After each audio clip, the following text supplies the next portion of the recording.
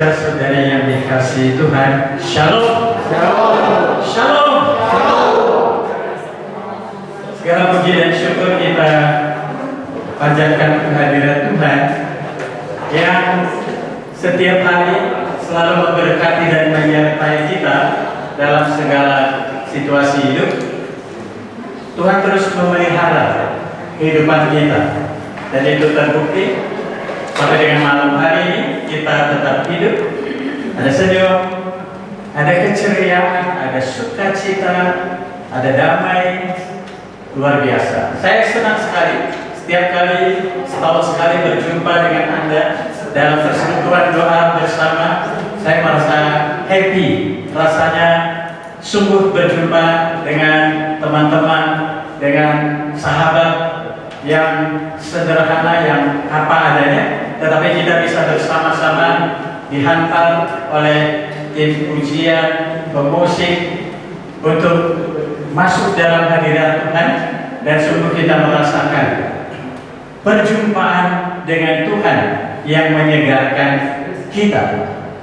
Kalau ada yang baru pertama berjumpa dengan saya, tidak banyak, hanya beberapa wajah baru. Saya Thomas Sulasmi, asli dari Pemangkat, Kalimantan Barat, orang Kek. Rumah saya setengah jam dari kota Singkawang yang terkenal itu. Ya, saya tinggalnya di paroki Kampung Duri. Hidup saya diberkati dengan satu istri, 3 anak. Anak pertama sudah menikah, tinggal di De Avani, tidak jauh dari sini. Dan kami diberkati dengan satu cucu yang hampir berumur 1 tahun. Nanti tanggal 30 Oktober akhir bulan ini akan ulang tahun pertama cucu kami. Ya, baik. Bapak Ibu saudara-saudari yang terkasih, sesuai dengan rencana dari tim pengurus, pada malam hari ini kita diajak untuk merenungkan tema ketenangan di tengah tekanan. Sampai bercanda, tadi saya bincang-bincang dengan Pak Yosef Hendrata dan juga Pak Reson. Apa di sini banyak yang tertekan? Rasa-rasanya tidak ya. Kalau melihat wajah Anda yang ceria, sukacita, terkesan bahagia, rasanya tidak banyak yang tertekan. Tapi tema ini memang perlu kita refleksikan bersama. Nah, ini foto kenangan tahun lalu ya, tidak terlupakan. Khususnya yang gaun hitam ini. Bu Lili. Ya, kita semua. Sebagian duduk di belakang agak tertutup, memang kurang kelihatan ya. Maka banyak sebagian teman kalau foto bersama itu ya cari posisi yang strategis supaya kelihatan. Baik, kita baca bersama perikop Injil Markus 4 ayat 25 sampai dengan ayat 31. Ya. Sudah saya siapkan, tenang saja. Ya, tentang angin ribut diredakan, Markus 4 ayat 35 sampai dengan ayat 41. Kita baca bergantian. Saya membaca ayat yang ganjil, Bapak Ibu bersama-sama membaca ayat yang genap bergantian sampai dengan ayat 41. Kita mulai. Pada hari itu, waktu hari sudah petang, Yesus berkata kepada mereka, "Marilah kita bertolak ke seberang."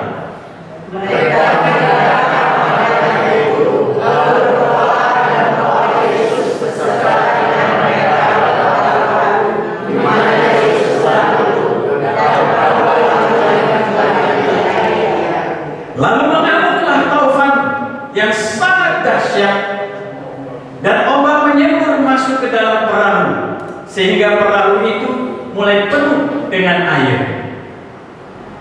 Pada waktu itu Yesus sedang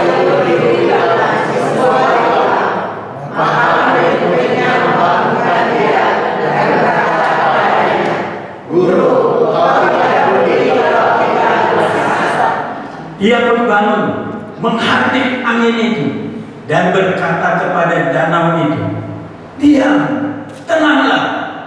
Lalu angin itu reda dan danau itu menjadi teduh sekali. Lalu dia berkata kepada mereka, "Mengapa kamu begitu takut? Mengapa kamu tidak percaya?" Bersama-sama mereka menjadi sangat takut dan berkata seorang kepada yang lain, "Siapakah orang ini sehingga angin dan danau pun taat kepadanya?" Demikianlah sabda Tuhan. Terpujilah Kristus. Bapak Ibu saudara-saudari yang terkasih, dalam kenyataan hidup tekanan itu ada banyak bentuk tekanan dan sejumlah tekanan diperlukan dalam hidup, bermanfaat ya. Sebagai contoh, meskipun di lantai atas rumah kita ada toran dan cadangan airnya banyak, kalau tidak ada pompa, tidak ada sayur yang mendorong air itu, yang menekan aliran air sehingga bisa turun ke bawah, kalau tanpa sayur, tanpa tekanan, maka airnya kecil, tidak akan memuncul sederas ini. Maka saluran air ini shower butuh tekanan dari sayur. Ini biasa kan? Lalu yang jelas kapal perahu yang masih pakai layar itu butuh tekanan angin. Lalu dalam membuat kayu lapis triplex itu butuh tekanan, butuh dipres. Bat mobil butuh tekanan angin. Laminating butuh tekanan dari hawa panas sehingga lembaran plastik itu bisa ngepres sehingga dokumen-dokumen kita bisa tersimpan secara lebih aman. Maka dalam kenyataan hidup yang namanya tekanan itu ada dan diperlukan. Tetapi masalah kalau tekanannya terlalu besar dan kuat akan menyusahkan, akan merepotkan kita, melelahkan. Sebagai contoh, lapindo, lumpur lapindo sekian ribu meter, mungkin 5.000 meter ke bawah, itu lumpurnya bisa ditekan, didorong sampai naik ke atas. Itu alam ya, tekanan dari alam. Lalu kemudian ya kalau tekanan angin terlalu kuat, angin ribut, taufan badai, maka kapal bisa karam kan? Nah, lalu kemudian bapak-bapak, om-om yang tahu bagaimana pasang fleksibel di water heater atau di keran air, itu nggak bisa kenceng-kenceng, mesti ada seninya, pelan-pelan. Kalau tidak terlalu kencang, maka bisa pecah, patah. Nah, lalu juga kaca dan lain-lain.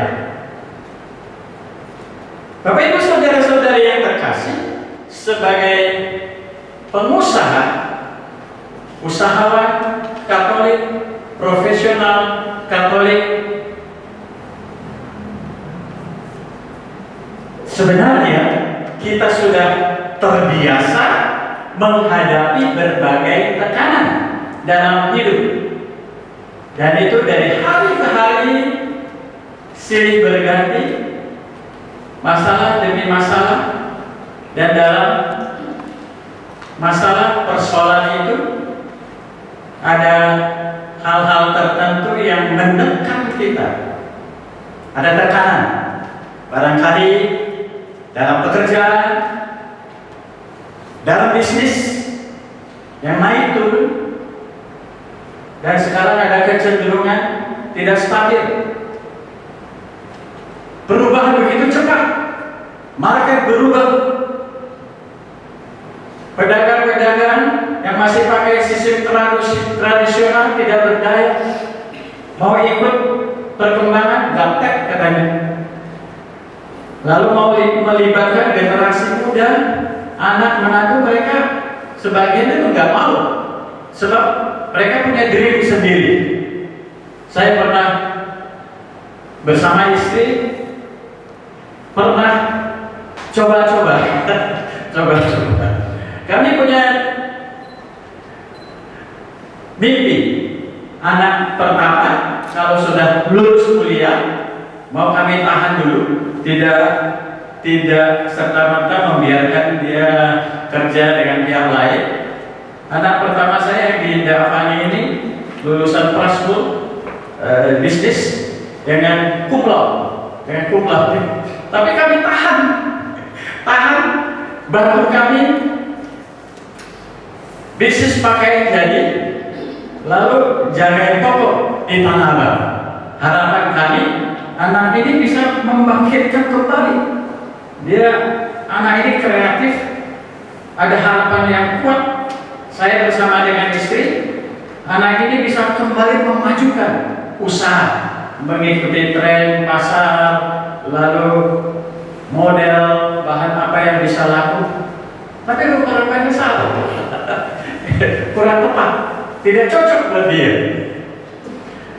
Tapi Tuhan punya jalan sendiri buat dia. Akhirnya anak saya Fani bisa temukan jalan hidup dengan bantuan dari Tuhan.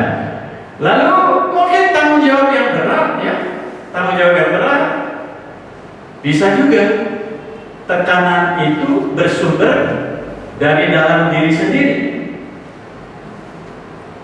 Misalnya antar saudara, antar ipar, ada unsur kompetisi, persaingan. Melihat ipar A, ipar B kok maju banget, kok makin tajir. Nah, kita kok biasa-biasa aja. Nah, itu bisa terpacu, tergelitik untuk juga maju. Banyak bisnis makin lancar, makin cuan, sehingga tidak kalah. Nah, dalam hidup ada sejumlah teman yang begitu. Nah, itu antara lain. Kalau ini bersumber dari dalam diri sendiri. Maka seperti perahu di tengah badai, ada kalanya kehidupan manusia terombang-ambing dan dalam situasi tertentu seakan-akan hampir tenggelam. Perikop ini yang kita baca, Markus 4 ayat 35 sampai dengan 41 mengisahkan para murid menghadapi angin ribut besar di danau.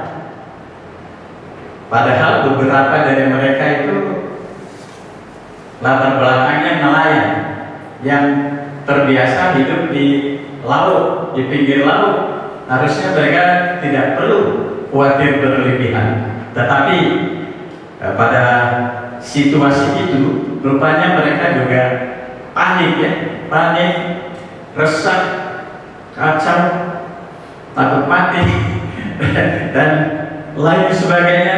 Lalu berpikir bahwa Yesus itu yang sedang tidur di gurita di belakang kapal tidak peduli dengan mereka, dengan keselamatan mereka. Ombak menyembur masuk ke dalam perahu, sementara Yesus tertidur di gurita. Maka dalam kepanikan mereka berseru, "Guru, Engkau tidak peduli kalau kita binasa." Kemudian Yesus pun bangun, menghardik danau itu dan berkata, "Diam, tenanglah." Dalam sekejap badai reda dan danau menjadi teduh sekali. Ada 4 poin permenungan dari perikop Injil ini. Pertama, tekanan dalam hidup adalah bagian dari perjalanan iman. Dalam Injil sudah dicatat ketika para rasul, para murid Yesus generasi pertama, sewaktu masih bersama Yesus dalam satu perahu, mereka pun menghadapi tekanan. Maka tekanan dalam hidup itu tidak terpisahkan dari perjalanan iman kita sebagai murid Yesus, sebagai pengikut Yesus. Badai hidup tidak selalu berarti Tuhan menjauh. Terbukti Tuhan ada dalam perahu kehidupan mereka pada waktu itu. Ada Tuhan Yesus dalam perahu. Dan dalam menghadapi badai hidup, tekanan, seringkali sebenarnya kita sedang dibentuk dan dikuatkan oleh Tuhan sendiri. Jadi dalam segala peristiwa hidup, dalam dinamika kehidupan kita sehari-hari, selalu ada kehendak Tuhan yang terbaik bagi pribadi, lepas pribadi, bagi kita sekalian. 2 bulan yang lalu saya punya pengalaman yang di luar dugaan. Sedang gendong cucu di Gading Serpong, tidak jauh dari sini. Kurang hati-hati, kaki kanan saya tersandung beton di tempat parkir. Sedang gendong cucu umur 8 bulan pada waktu itu. Lalu dalam kejadian sangat cepat, hanya terpikir anak cucu saya harus selamat. Jadi saya fokus gendong cucu supaya tidak terlepas, tidak terpelanting. Lalu yang terjadi, lutut saya nyungsep duluan. Tempurung lutut, remuk, pecah 2 bulan lalu. Maka tadi biasanya saya enjoy menyanyi, menari ya. Saya masih kurang leluasa menari karena baru tahap awal sembuh dari cedera lutut setelah dioperasi. Nah, yang seperti itu tidak terduga ya. Itu sakitnya bukan main. Sakitnya bukan main. Apa yang dilakukan oleh anak saya? Pertama, dia telepon ambulans rumah sakit Bethsaida. Lalu tunggu hampir 1 jam, ambulansnya baru datang. Padahal tulang saya udah normal nih. Yang pecah itu bergeser-geser. Terkapar di itu, dikeroyok, dikelilingin oleh 30 orang lebih. Karena Bakmi 81 lagi viral kan di TikTok waktu itu, Bakmi 81. Lalu 30 lebih orang, ada yang kasih minum, ada yang kasih bantal, ada yang kipasin badan saya, ada yang payungin. Luar biasa baik orang-orang Tangerang ini ya. Lalu diangkut lah. Setelah ambulans datang, saya diangkut ke Bethsaida. Puji Tuhan, dapat pertolongan pertama. Lalu dari lewat perjuangan agak berjam-jam, malamnya baru saya diizinkan pindah ke rumah sakit Tarus. Di situ ada Dr. Endrotomo yang dokter ortopedi yang ahli tempurung lutut. Nah, saya sudah ditangani oleh dokter yang tepat. Saya sudah cuti 2 bulan lebih. Malam ini baru pertama kembali aktif dalam pewartaan. Tapi saya tidak komplain ke Tuhan. Saya tahan sakit. Sakitnya itu setiap malam setelah obat Jam 11, jam 12 sakitnya itu sampai subuh. Sejak dari rumah sakit, saya tidak berani tambah obat penanganan sakit. Saya takut ginjal saya atau liver saya kena. Paling berani saya paracetamol saja. Itu yang paling ringan. Ya. Dalam hati, puji Tuhan, terima kasih Tuhan, cucu saya selamat. Jadi sampai dengan sekarang tiap hari yang saya syukuri, cucu selamat. Coba cucu terlepas cedera, kalau terjadi sesuatu pada cucu saya, aduh, itu bisa penyesalan seumur hidup ya. Nah itu berkat terbesar yang saya bisa syukuri. Nah dalam peristiwa yang kurang enakan seperti itu, justru saya dibentuk dan dikuatkan oleh Tuhan. Malah saya menjadi lebih beriman dan lebih percaya kepada Tuhan ya. Tuhan mungkin tampak diam, tapi sesungguhnya Dia tidak meninggalkan kita. Dia tidak diam. Hanya kita saja yang mengira Tuhan sedang diam, tapi sebenarnya Tuhan sedang berbuat sesuatu yang mungkin tidak kita sadari. Dalam keheningan, Tuhan mengundang kita untuk percaya dan berserah. Kita mesti semakin percaya bahwa dalam segala situasi, dalam segala kejadian, bahkan musibah sekalipun, itu Tuhan selalu berada di pihak kita. Tuhan bekerja untuk memberikan pertolongan, sukacita, damai, setidaknya jalan keluar bagi kita. Poin ketiga, udah pasti Tuhan Yesus berkuasa untuk menenangkan badai. Dan hanya dengan sekali berfirman, satu firman dari Tuhan Yesus cukup untuk menenangkan kekacauan baik di luar, dalam segala peristiwa hidup sehari-hari, maupun kegundahan, ketidakbahagiaan, kekosongan, tekanan yang terasa di dalam hati kita. Kadang-kadang itu munculnya karena kita sering ngelamun, ya, sering berharap yang lebih, sering mikir ini, mikir itu. Kitanya kan jadi hun-hun kan gitu kan, hun-hun. Jadi pusing-pusing sendiri kan. Yang ada di depan mata mestinya disyukuri. Dan mikirin yang gak ada jadi hun-hun. Oke ya.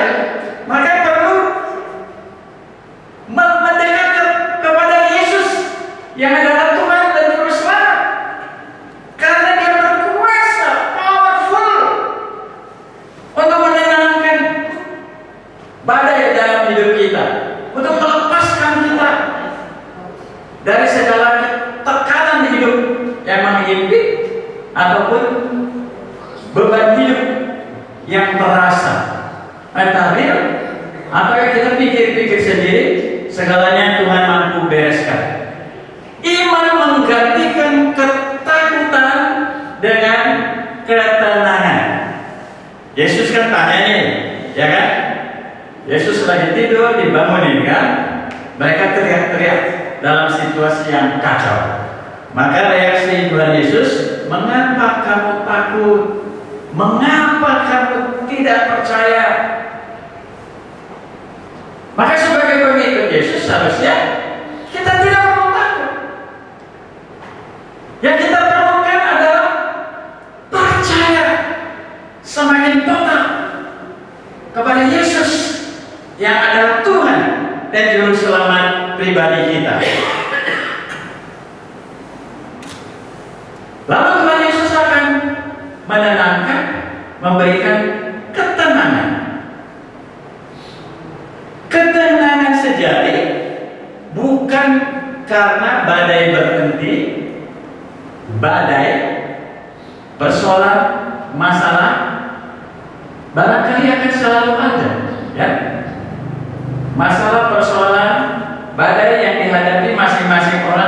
berbeda, saling berbeda dan spesifik sesuai dengan kondisi keluarga, kondisi ekonomi dan lain sebagainya. Maka kita tidak sama badai hidup kita, tekanan hidup yang kita rasakan. Tetapi karena kita tahu bahwa Yesus selalu ada dalam perahu kehidupan kita,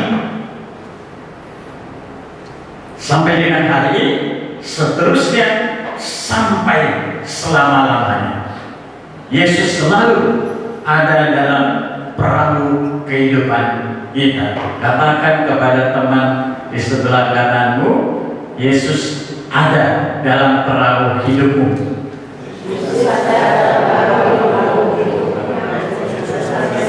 Yesus ada dalam perahu hidupmu. Ada amin? Amin. Ya, baik. Berbagai tekanan hidup yang dewasa ini dihadapi banyak orang, khususnya sebagian pengusaha dan profesional. Bisnis lagi tidak lancar. Iya. Ini kenyataan ya. Saya pernah mengalami 4 tahun yang lalu bertahan. Sebelumnya kami di zona nyaman ya, punya konveksi yang lumayan, punya mesin bordir beberapa ya, computerized embroidery. Kami masuk golongan bahan produksi sendiri, punya karyawan banyak ya, punya toko di Tanah Abang. Tetapi karena pandemi COVID-19, kemudian kami hanya bisa bertahan setahun lagi. Bertahan setahun setelah COVID. Lalu setelah itu dihitung kalkulator, pencet terus. Ini nanti ke depan setiap hari akan rugi. Tidak ada lagi yang bisa untuk dirugiin lagi. Karena sudah minus banyak kan. Lalu mau tidak mau harus gulung tikar. Tutup toko. Ya, bangkrut, tidak apa-apa. Mengambil keputusan untuk tutup toko, lalu jual mesin bordir. Kemudian masih ada belasan ribu potong pakaian yang sudah jadi. Itu kisarannya paling tidak 40-an ribu sampai dengan 140 ribu. Kami obrol OB itu per potong hanya dapat kembali 10.000 sampai dengan 15.000 habisnya. Lalu gulungan bahan bagaimana? Gulungan bahan juga masih banyak sekali, lalu dikiloin. Ada orang Padang mau terima pukul rata per kilo 15.000, padahal waktu itu mungkin sudah 40.000 lebih, hampir 50.000 per kilo. Di masa COVID Delta itu, bulan Juli 2021, ya sudah, kami pasrahkan semuanya. Nah itu antara ini itu terjadi ya. Lalu hari ke hari, kalau ngobrol dengan para pengusaha, hari ke hari makin susah cari duit. Dulu kok gampang, makin hari kok makin susah. Kalau dulu ikut konvensi karismatik, mau ke Penang, mau sampai ke Dubai, rasanya enteng ringan. Tadi baru ngobrol sama Ciapung ya, semangat. Tapi tahun ini saya terpaksa melepaskan kesempatan ikut konvenas di Jogja. Konvenas Jogja aja kalau orang 2,5 juta, belum biaya lain-lainnya, minimal hotel. Kalau mau ikut konvenas, sudah tahun ini tidak ikut, tidak apa-apa. Kalau dulu saya kerja itu sampai ke Dubai, sampai konferensi tingkat Asia Oseania, saya kejar. Sekarang sudah tidak bisa ya. Biaya hidup makin tinggi, lalu konflik dalam keluarga, merasa gagal, tidak bahagia. ada berbagai tekanan dalam hidup, dan itu kembali spesifik bagi masing-masing orang yang dialami seperti apa. Jalan keluarnya ada 4 langkah dengan kata kunci tenang, ketenangan. Dalam ketenangan kita wait, kita tunggu, kita menunggu, menantikan saatnya Tuhan bekerja.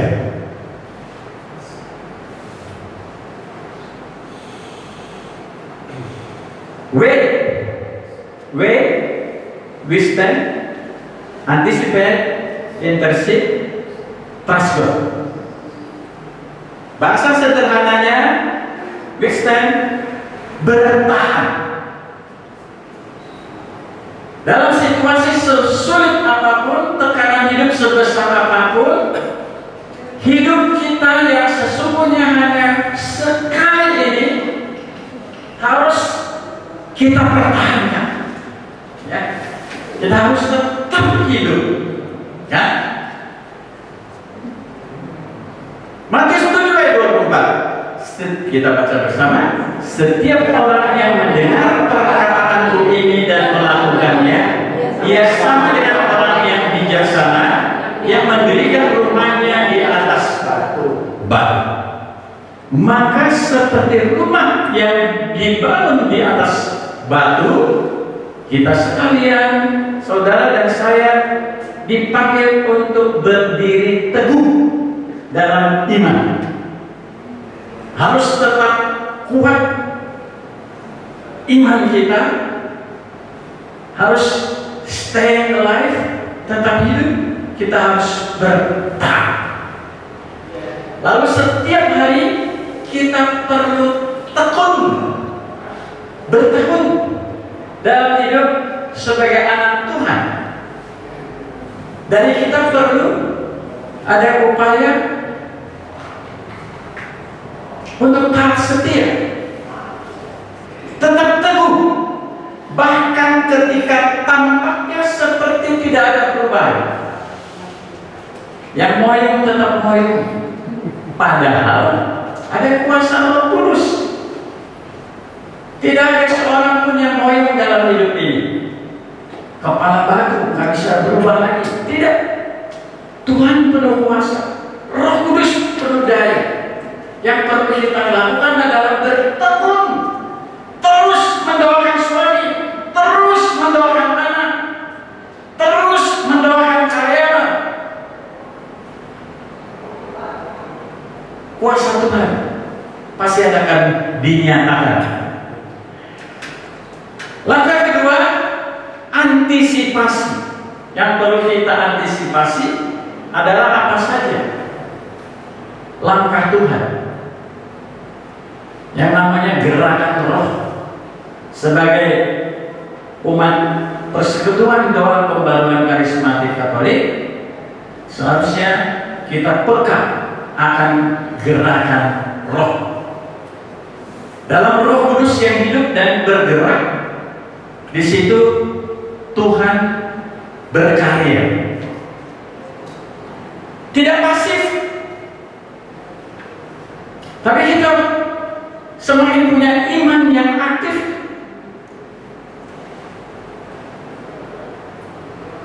Kita menanti saatnya Tuhan bekerja dengan penuh harapan dan yakin percaya bahwa Tuhan sedang bekerja di balik layar.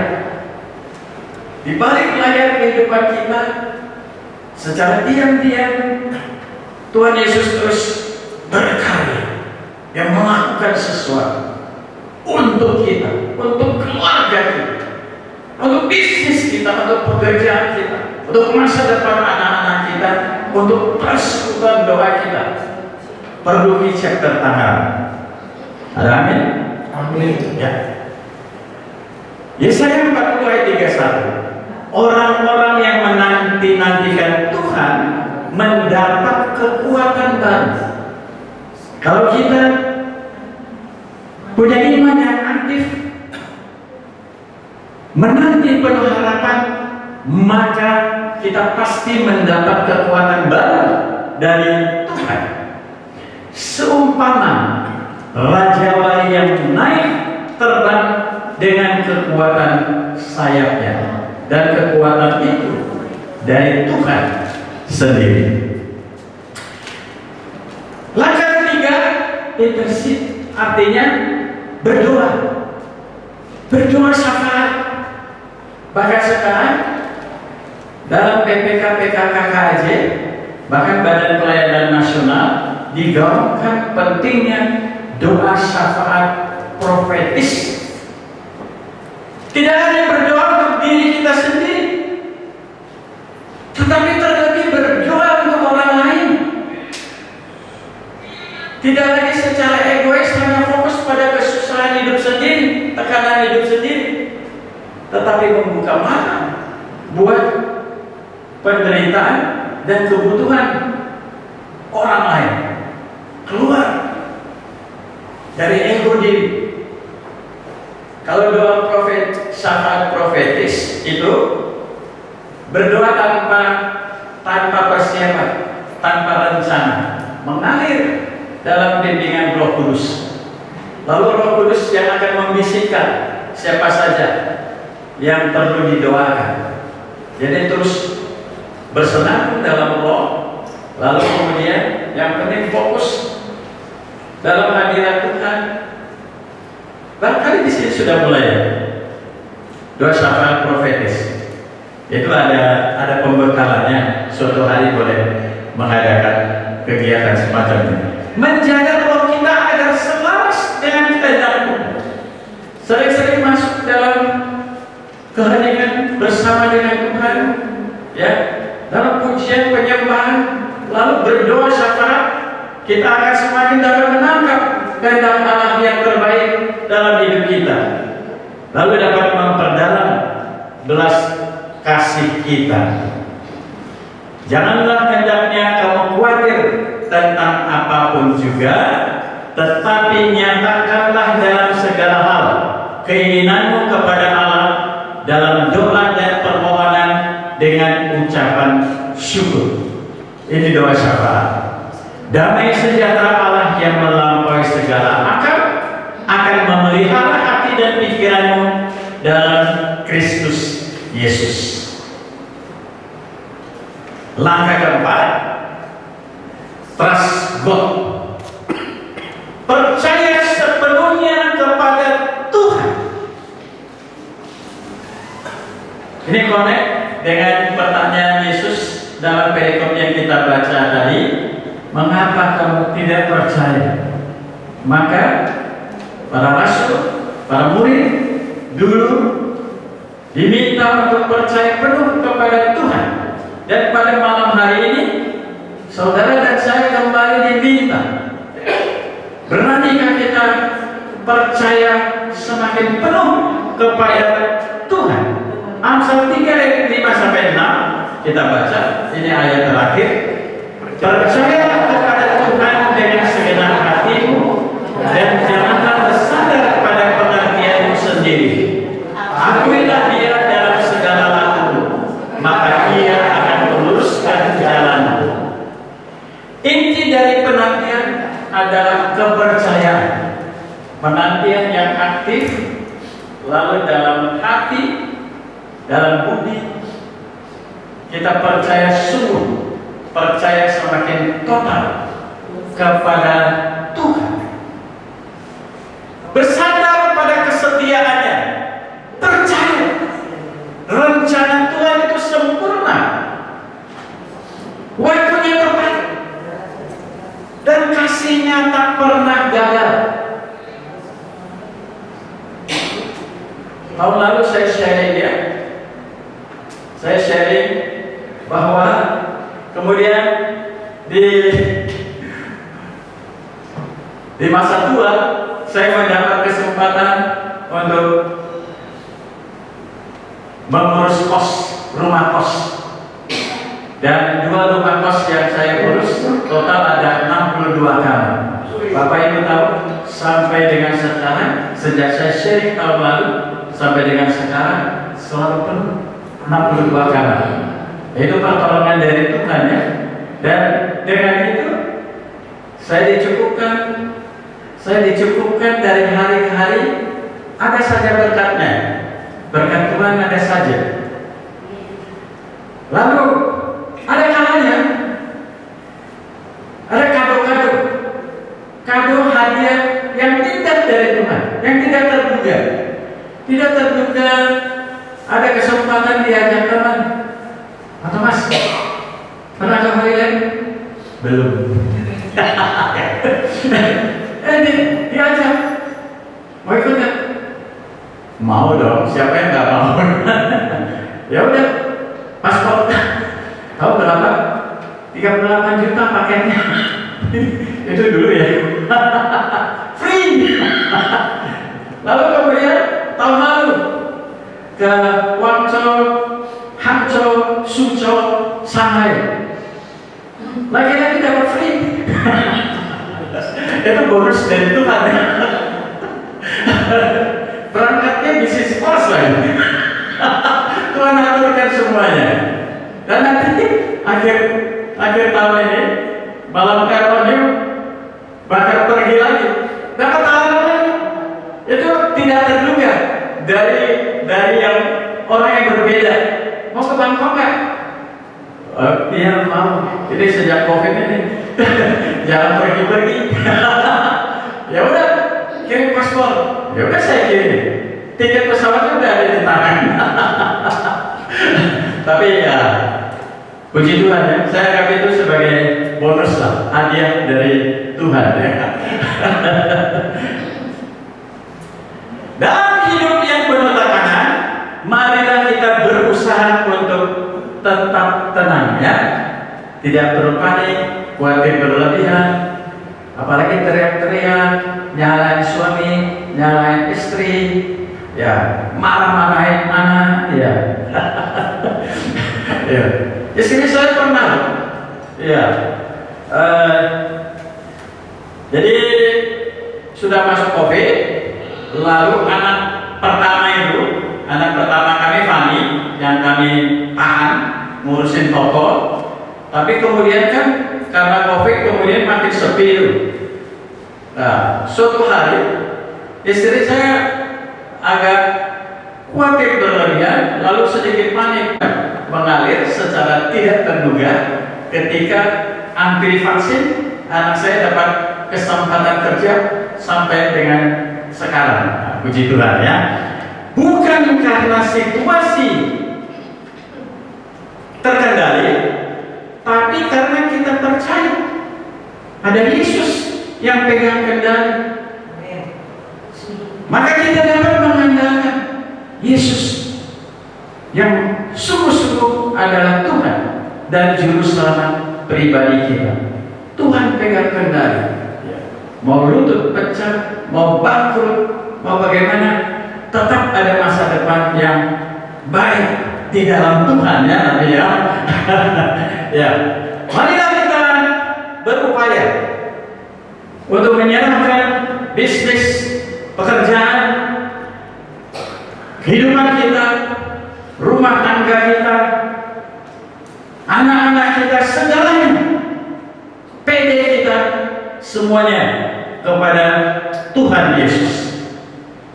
Kita temukan damai sejati yang bersumber pada Kristus yang hadir dalam hidup kita.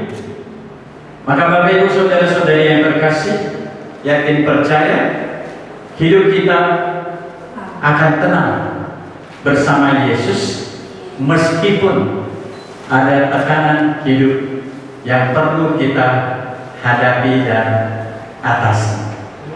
Untuk itu mari kita tundukkan hati.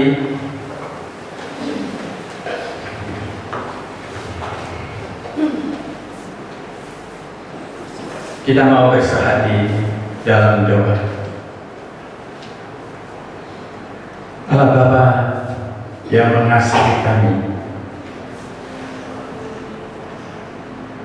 Puji syukur dan terima kasih kami sanjungkan kehadirat-Mu, karena Engkau baik. Engkau menyayangi kami. Putra-Mu Yesus selalu ada dalam perahu kehidupan kami.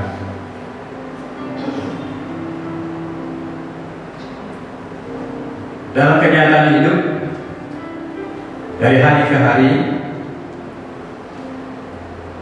kami menghadapi persoalan demi persoalan, masalah demi masalah, kesulitan demi kesulitan, tekanan demi tekanan. Tapi kami yakin percaya, karena ada Yesus Putra-Mu dalam perahu kehidupan kami, maka kami kuat, kami mampu bertahan. Kami akan dimampukan untuk bertekun dalam iman yang penuh pengharapan. Dan sesungguhnya Yesus Putra-Mu berkuasa untuk menenangkan segala badai dan tekanan dalam hidup kami lewat sabdanya, lewat firman-Nya. Maka kami tidak perlu takut, kami tidak perlu khawatir berlebihan. Kami yakin percaya Engkau selalu berada di pihak kami, Engkau menyayangi kami.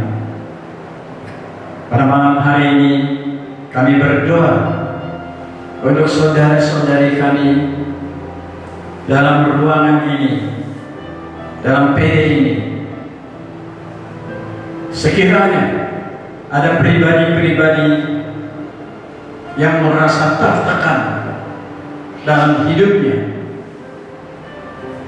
dalam hal apapun, mohon Engkau berkenan mengulurkan tangan-Mu yang penuh kasih dan kuasa. Mohon Engkau menjamah hati pribadi saudara-saudari kami, umat PD Perbukit Center Tangerang ini. Setidaknya Bapa, saat ini alirkanlah kekuatan yang baru bagi semua umat-Mu yang hadir malam hari ini dengan penuh kerinduan untuk dapat berjumpa dengan Engkau, untuk masuk dalam hadirat-Mu, untuk memuji dan menyembah Engkau, dan untuk mengalami jamaah-Mu. Sekiranya ada saudara-saudari kami yang mengalami beban berat dalam kehendak-Mu, ringankanlah beban itu. Berilah jalan keluar supaya kami semua boleh hidup sebagai anak-anak-Mu yang penuh kemenangan, sebab punya Yesus Putra-Mu yang senantiasa memberkati dan menyertai kami. Bapa yang baik, sebagai manusia kami tidak tahu apa saja wujud doa yang tertulis dalam wadah ini. Engkau Maha tahu, Engkau kenal kami sampai ke lubuk hati kami yang terdalam. Dalam kehendak-Mu, mohon Engkau berkenan mendengar segala seruan kami, segala wujud doa yang tertulis dalam wadah ini, maupun yang kami ucapkan dalam hati pada saat ini, memohon pertolongan dan kekuatan dari-Mu. Kami percaya bahwa Engkau mendengarkan segala wujud permohonan doa kami yang kami panjatkan kepadamu dengan perantaraan Yesus Kristus Putra-Mu yang hidup dalam kesatuan dengan Roh Kudus Allah sepanjang segala masa. Amin. Dalam nama Bapa dan Putra dan Roh Kudus. Amin.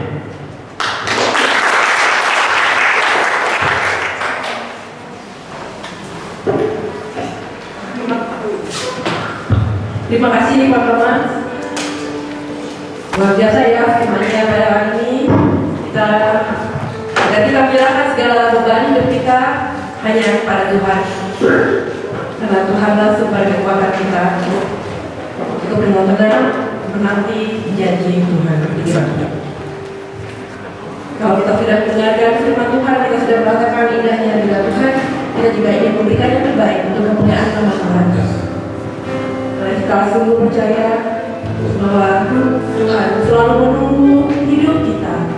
Bahkan sebelum kita lahir, Tuhan sudah